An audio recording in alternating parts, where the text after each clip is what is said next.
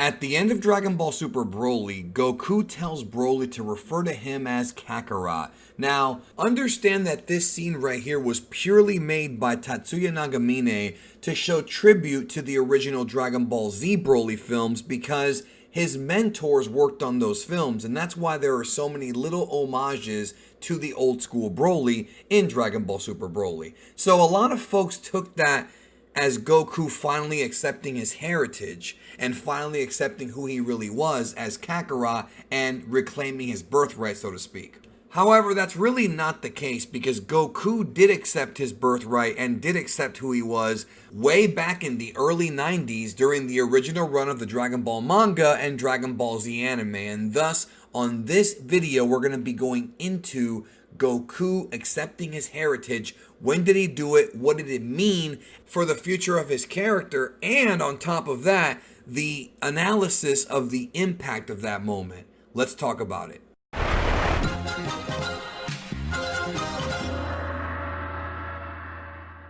Now, before we get deep into this, I just want to have a quick little sidebar about Dragon Ball fans and their understanding of Goku's character. I've seen a lot of people claim that Goku has no arc in Dragon Ball Z and that he doesn't learn anything and that he's pretty much a flat main character. And I feel like people who say that either haven't watched the series in many years, did not pay attention when the series was on the air, or what seems to be most likely the cause of this misunderstanding is the English dub. Look, the original Dragon Ball Z English dub, no matter how you may feel about it, no matter how much nostalgia you may have for it, and no matter how much you dislike the Japanese voices, the reality is that the Dragon Ball Z English dub butchered the Dragon Ball storyline point blank. This is not up for debate. The Dragon Ball Z English dub had so many changes. Literally every single episode of the series had at least 35 to 55 dub changes that either changed the narrative, changed character motivations,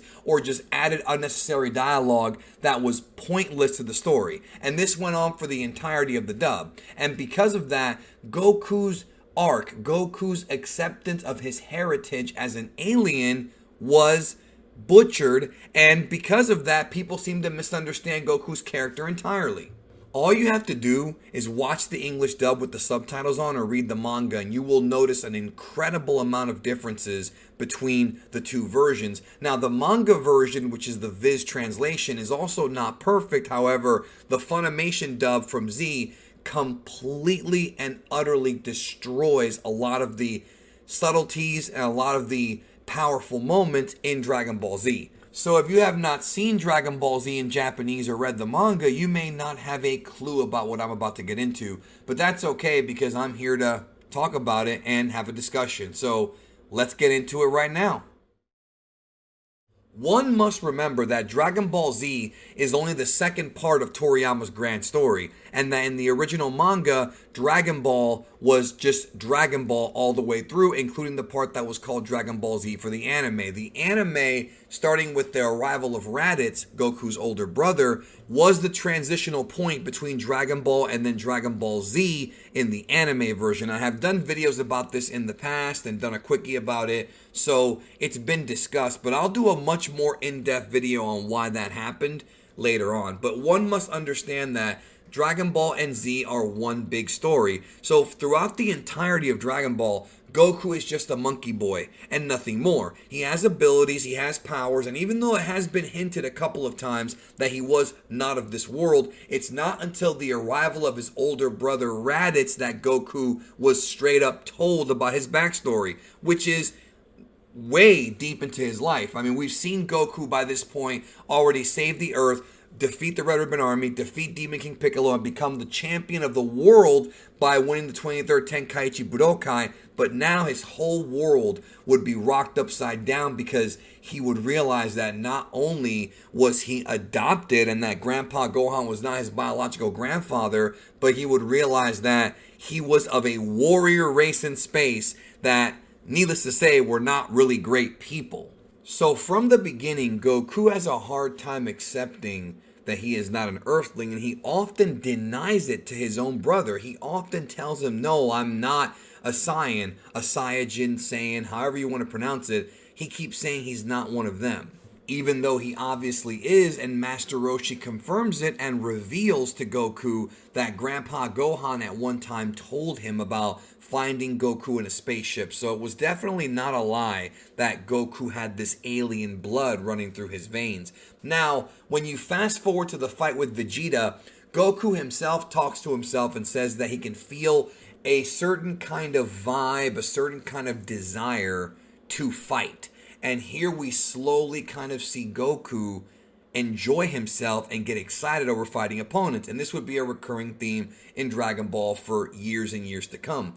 But Goku in the past was always fiercely competitive. It's just that now we have a more primal reason as to why. But it wouldn't be until the Frieza saga that Goku really accepted who he was. And it's a very powerful moment. But prior to that, there's actually another moment that sort of guided Goku in this direction. And that would be the death of Vegeta, which was another scene that was completely butchered by the English dub script and really taken out of context. So Vegeta in the original Japanese version tells Goku that he absolutely despised being a slave to Frieza. And as Vegeta is sort of crying and pouring his eyes out, he realized that the only person left from his race that could defeat Frieza was Goku, Kakarot, the guy who he could not accept at that point was superior to him, even though he was beginning to accept it, because he was a low-class warrior and Vegeta was, of course, from birth royalty. Now, understand that when it comes to this scene, it's a very powerful scene, and there's a lot of emotion going on as far as Vegeta's pride just being totally shaken up and stirred. But at this point, he tells Goku, he says that Frieza must die by the hands of a Saiyan, Saiyajin, Saiyan, whatever you want to pronounce it as. And also understand that this was written back in 1990 before Broly was even thought up. So he had no idea. There was no knowledge of Broly being out there. Right now, as far as we knew, Vegeta and Goku were the last ones left. And when Vegeta died, that was it. Yeah, I know there's Tarble and other guys out there, but those are all retcons. And hey, neither one of them were on Namek. So Goku is the last one.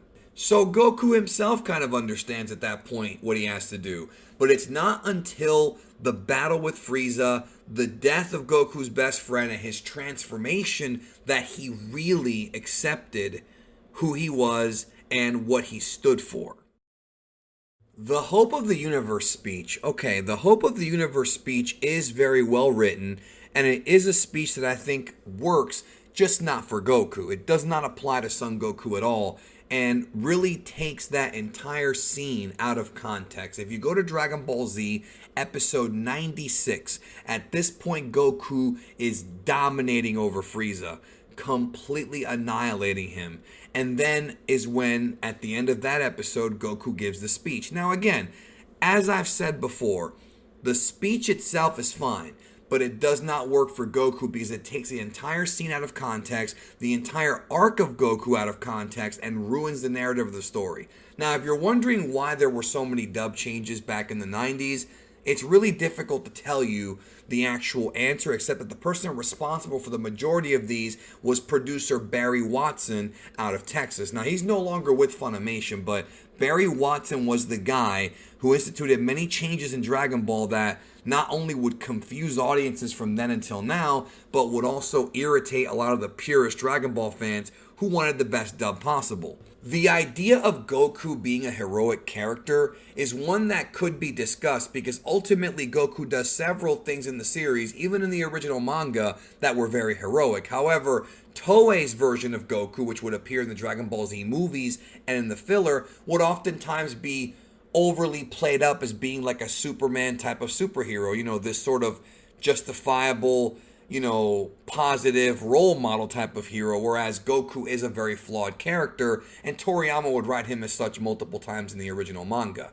But understand that the English dub took the superhero Goku and raised the dial to the highest possible way. Now again, I kind of like superhero Goku in a way. I do kind of enjoy some of the stuff he says. However, it's not the original vision of the author or even in the original Japanese anime as much as it was in the dub. There are so many lines in the dub that play up superhero Goku, especially in GT, that it's kind of sickening. But this is the moment right here. In the original context, this is the moment when Goku accepts who he is, where he comes from, and the importance of his bloodline and his lineage. When Frieza is asking Goku, "What are you?" Goku says, "You mean you don't know?" And then he goes into the real speech where he talks about how it's amazing that Frieza can destroy entire planets and entire civilizations but can't beat one man.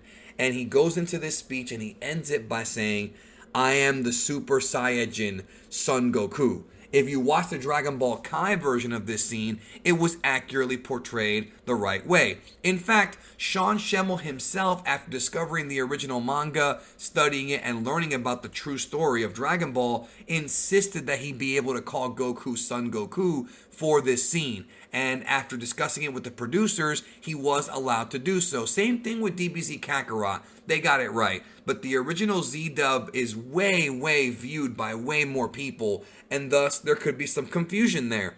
But this is the moment because Goku refers to himself as the Saiyajin who came from Earth, the Saiyan that came from Earth, the Earth Saiyan. So he was raised on Earth. He even says he was raised on Earth, so he still accepts the fact that he is not, I guess, in collusion with his original race, does not agree about the things they did. In fact, at one point, he even states to Frieza that the reason why they died is because they paid for their sins. They're already gone.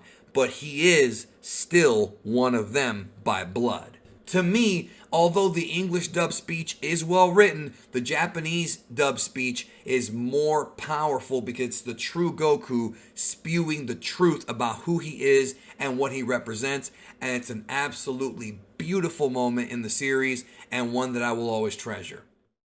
So when it comes to the end of Dragon Ball Super Broly, I know a lot of people made videos and called it Dragon Ball Super Broly Ending Explained. Some of them got it right, some of them did not. The reality is that Goku tells Broly to call him Kakarot purely because of an homage to the old Broly, who would always scream Kakarot, Kakarot, Kakarot everywhere, or Kakaroto in the Japanese and Spanish versions. But that being said, one could say that the appearance of Broly and the challenge that he provided for Goku and Vegeta may have Goku sort of rethinking his heritage and his lineage and maybe appreciating more how much power his race truly has. All hail the Saiyans, as they would say. Thank you for watching. I hope you enjoyed the video. Spread it out, hit the like button, and have a great day.